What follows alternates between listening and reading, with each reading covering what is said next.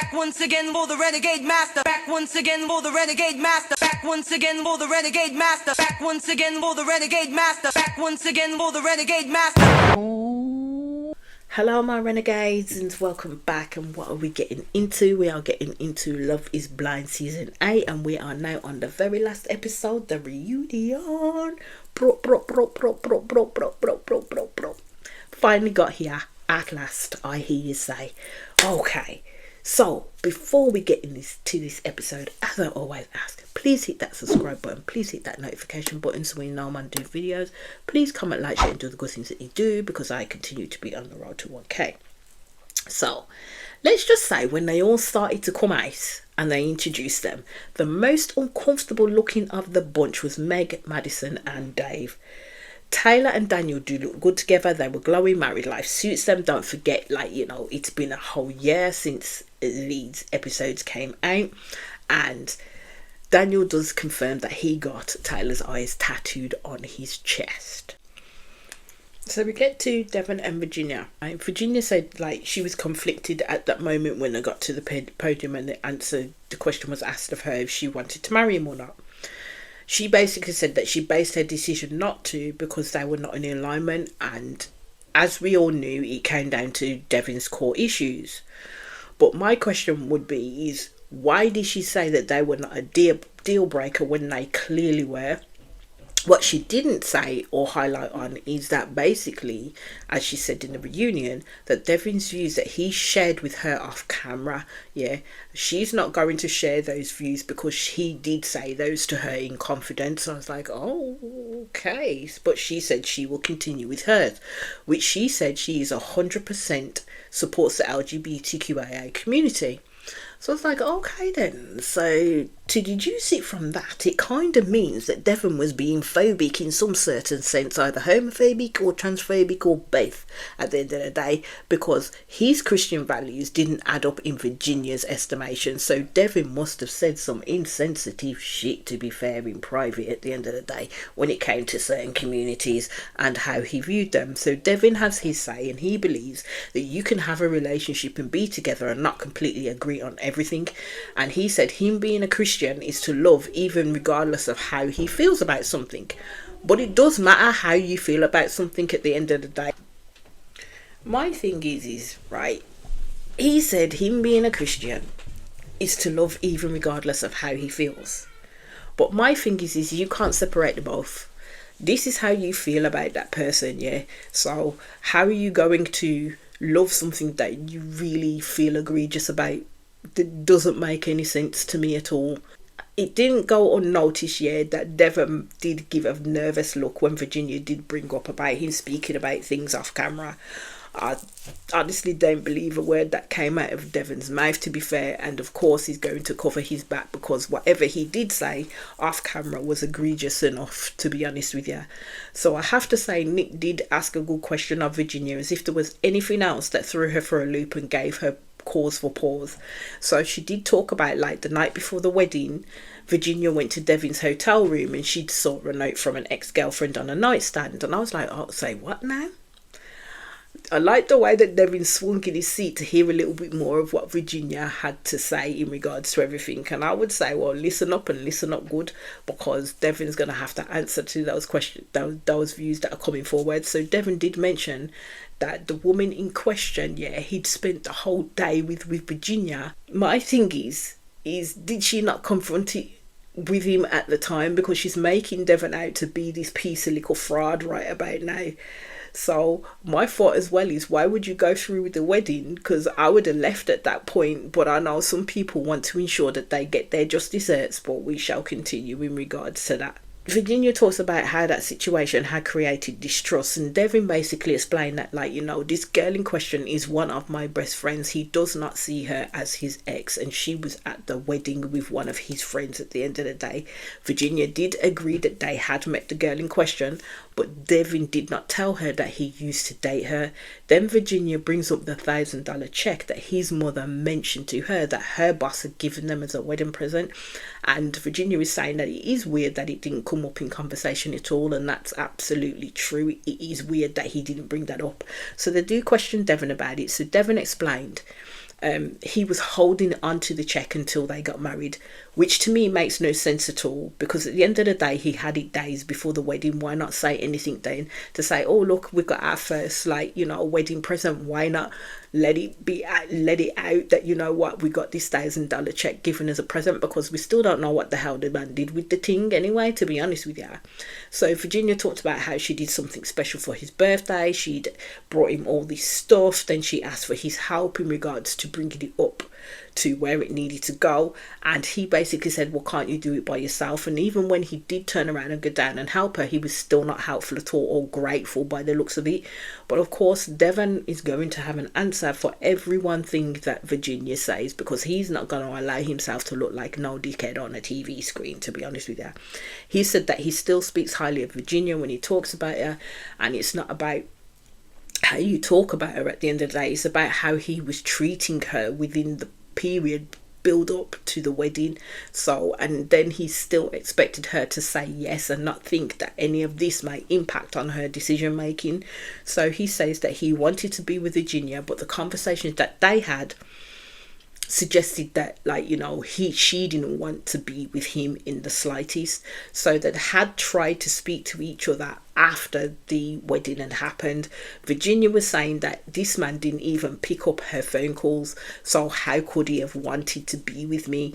At the end of the day, I think Devon's family would have had a say in that for sure, whether he should move on with her after the process of this program, because I would think that they would not be happy with him dating her, never mind talking to her at the end of the day, especially as his sister was quite vocal when she said no at the wedding. So Molly then defends Virginia and says that Devon was trying to say he didn't go around telling people that Virginia had ghosted him, when Molly and Madison both said, well, actually you did, because she told them in passing that, you know what, you did you did believe that Virginia ghosted you. And I thought, oh well, the devil is in the details at the end of the day, and this is very petty shit that is coming back to bite Devon in his ass. It did, the whole conversation between them two and Devon then got very insulty, to be fair. Like, he was accusing them of being down out drunk and asking him questions and yada yada yada and all of that gaff. So then we go to Ben and Sarah's portion of the program. So Ben had a whole year to come back and says he knows he has privilege and he is embarrassed by it. I mean, how long did it take him to think that one up? What he said in the pods is what he truly meant, even through the program there was no change in him.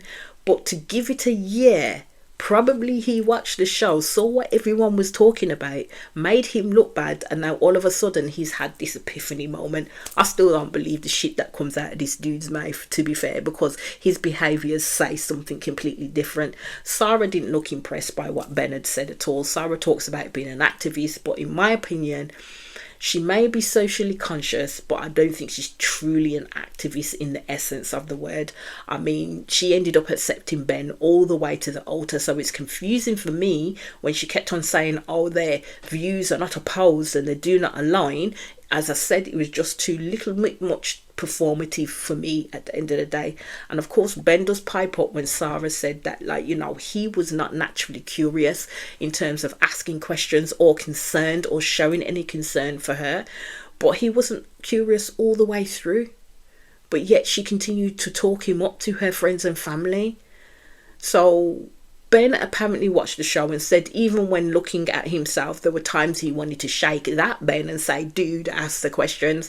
I still don't believe that Ben is socially conscious, to be honest with you. He can talk the talk but can't walk the walk. So Nick again asked the question to Ben, like, how does he not remember his church's stance on gay marriage? Ben continues to say that he didn't remember, but again, I still don't think that is true, and I think Ben has practiced what he will more than likely say in terms of what might be asked of him at this reunion anyway. I mean, anyone going to church, as long as Ben has, would understand what their church's stance are on things like that. Ben was not selling it for me at all. So Ben said it wasn't anyone, like, in his life it pertained to, and I thought, mate, didn't you just bring your lesbian friend on this big old TV to meet up with Sarah? So I'm baffled by that answer right now at the end of the day. And it's what I said, Ben doesn't care because it doesn't affect him or those around him. This is who Ben is. No matter how much this man tries to chat and paint himself in a good light, it ain't working at all. So the TikTok bullshit came up with this girl, right? I'm going to have to say, at this point, Vanessa were kind of good at doing their job in terms of asking the pertinent questions as us that we would like to find out, that weren't necessarily airy-fairy as they usually are and glossing over issues, but they did in certain parts, yeah. That are actually asking questions that we would have asked. So Sarah said, knowing what I know now about Ben, the TikTok now makes sense. Ben looked mighty uncomfortable at what was about to be shared, and Sarah continues. So basically, she'd worked away from Minnesota. She had to work away for 3 months in her nursing career, and the plan was that they both made Ben, as Ben works remote, he would come and join Sarah in order for her to finish out the 3 months, and then they would move back to Minnesota afterwards. So they had apparently lived together for a week or two after the wedding, and I thought you could have blown me down with a feather when she said that. After all the things she said about this dude, about not marrying him, and the fact that she doesn't believe that they should date after this, yeah, she went and lived with the dude, she went and dated the dude. This is what tells me that she performative. So long story short, they made plans of how he was going to join her and when and how long he would stay. So she then left and she drove to Nashville. She didn't hear from Ben, right, which she isn't complaining about at all, because she thought, right, he's out with his friends, he'll be fine, she'll speak to him later. So she gets to Nashville and notice he removed her from this app called Find My Friends, which shocked her completely. And it confused her because she believed that her and Ben were on good terms. So she texted him, and she got like 3 scripted, as she says, apologies from him. So she then didn't hear from Ben for a month and a half after that. Yeah, I'm not going to tell you I told you so's. But really, well and truly, I don't know why she went back and went with that dude afterwards. It made no sense to me, but hey ho, here we are.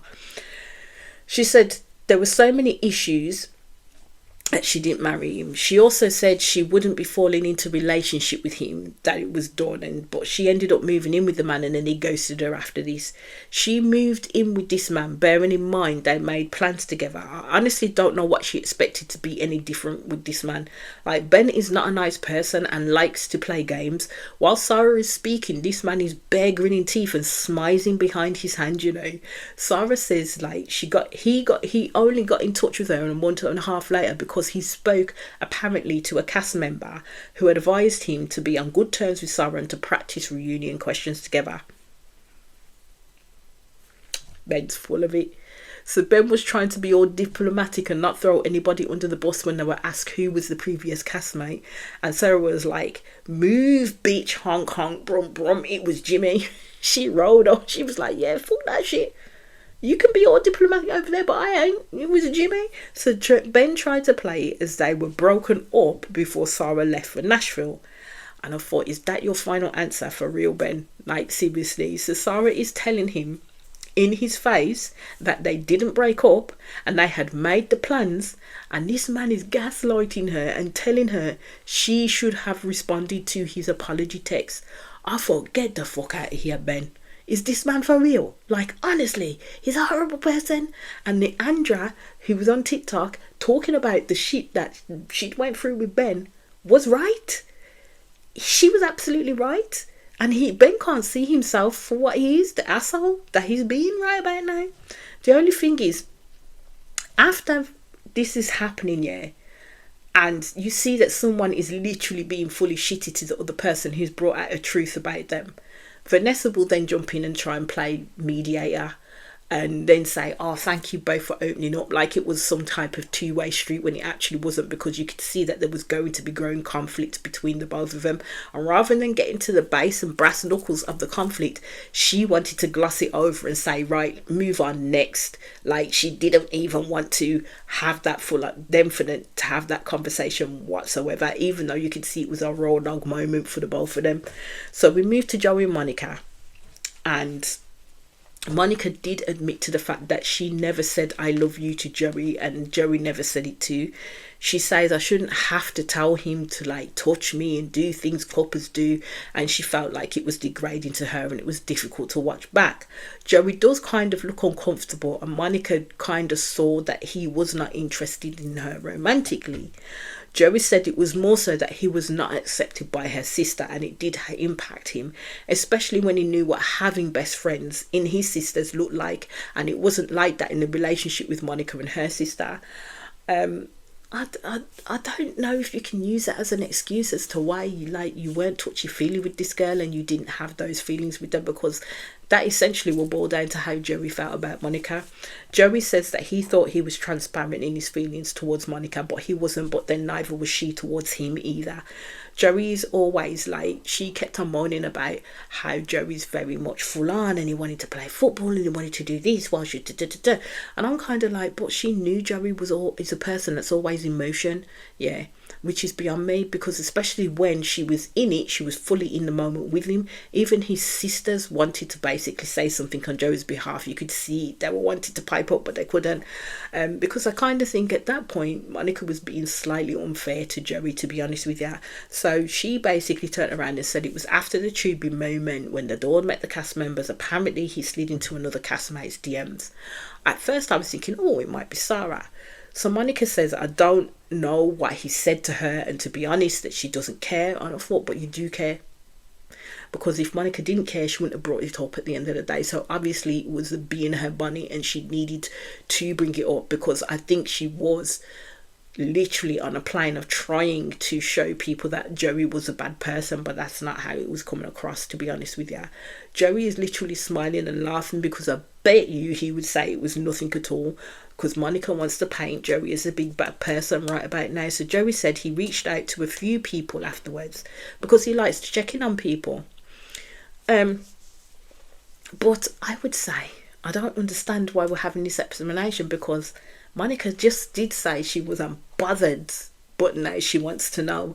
So Joey basically said that he reached out to Madison and said, like, you know, I like your pink hair, and that was it. And I thought, okay, that weren't too bad. It wasn't even really shocking at the end of the day. And I just thought, at this point, Monica just wanted shock value in the drama, but it kind of didn't lift off, to be fair.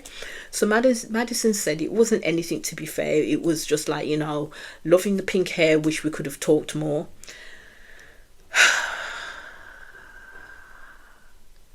So Joey did accede to the point that it may have looked inappropriate to Monica given the situation that they were in. But to me, I honestly thought it was nothing.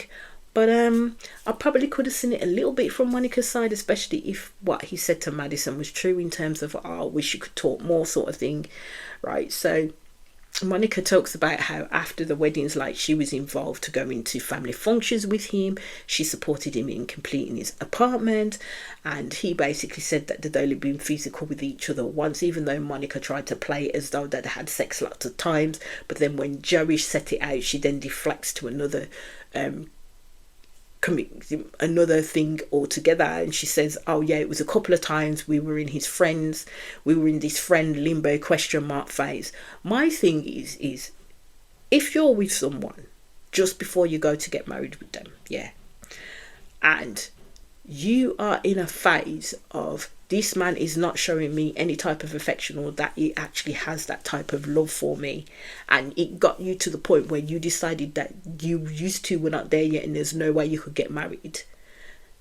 And Joey also said that he doesn't see himself in the space of dating Monica. Why would they still continue to meet up, in essence, ergo date, because then they had sex with each other? It doesn't make no sense. What was the use in hooking up with that person again after the wedding? So apparently it tried to come out from Monica that Madison was chasing Joey. Madison completely denied it. So apparently Joey was pulled aside by Madison and with Monica, basically saying, why did he share to Monica that Madison was literally chasing his ass when she wasn't? So Joey supposedly said to Monica that he didn't say that, but Monica is saying that he did. Again, I just believe that this is all manufactured drama. I'm gonna have to say, overall, the reunion again with these just was not doing it with me. Yes, it was messy, and yes, people were getting their goats at each other, and yes, we saw the situation in terms of Dave having his call out in regards to Lauren. And I would say after the whole situation with them, I was kind of bored having to go do the whole back and forth with them. Dave talking about how he's aware his behaviour provided for a negative undertone for him. So Dave agreed with Lauren that he was not emotionally mature, which we already knew. I just don't know. I just don't know. I mean, he accepted what Lauren was telling him at this point, because now, a couple of weeks later, the truth came out about this guy and why he wanted to latch on, and the fact that he wanted to get his ass on TV, and this is what he would do. Lauren and her friends told him this time and time again, and he refused to freaking listen to her. So what else can you do, and what else can you say at the end of the day? They ask Dave if he's still in love with Lauren, and he says that he is, but he doesn't want her to like take that away or take any action against it. I just thought it was a load of bollocks, because Dave was then asked, well, tell Lauren what is it you feel, and he said that he couldn't do it right then. I mean, if you love this woman and you really, really wanted to get to know this woman, you'd freaking shout it from the motherfucking rooftops. If someone asks you to express yourself.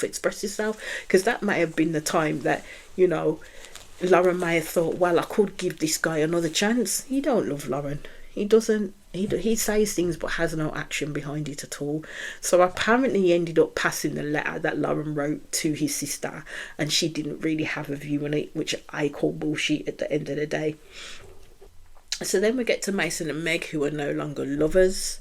Meg looks hella pissed at Madison, and Madison looked nervous, and I was like, let's tap into that, because I don't care how Madison was dating in the pods, as of course she will be different, as was everyone else at the end of the day, that you're dating different people, so you're going to act differently with different people.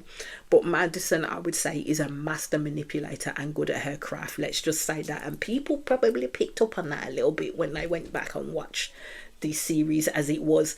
Each time Mason speaks, especially about Meg, Madison seems to be getting more pissed, and I'm like, come on, it's been a freaking year. If you haven't worked your BS out now prior to coming on the show, then what's the use in holding on to it, to be honest with you?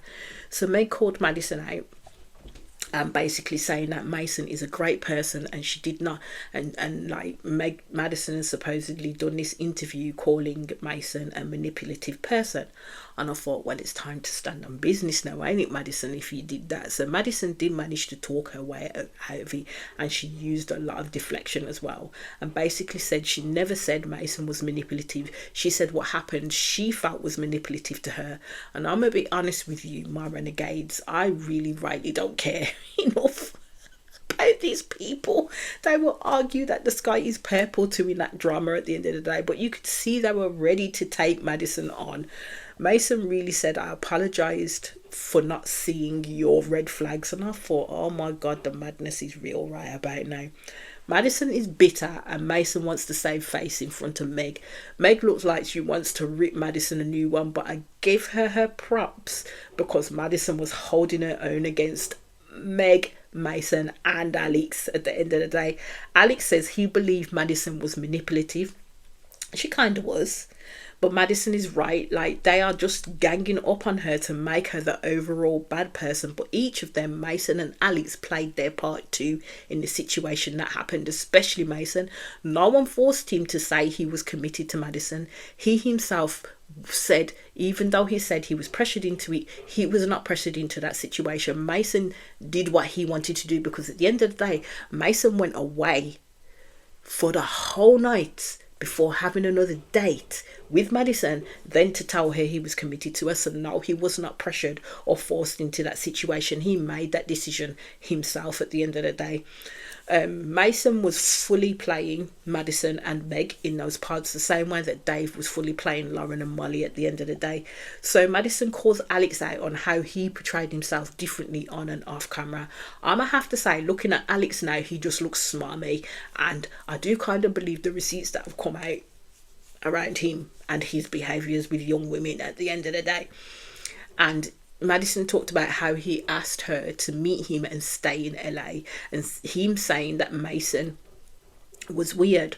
Of course, Alex said it was ridiculous, but it was a stuttered, "Oh, that's so ridiculous." He said it, "That's so preposterous." That man was sweating and red in a rotted face. I thought, you're lying somewhere, Alex. So apparently Madison brought out screenshots. Let me just put it this way. The screenshots didn't really say anything.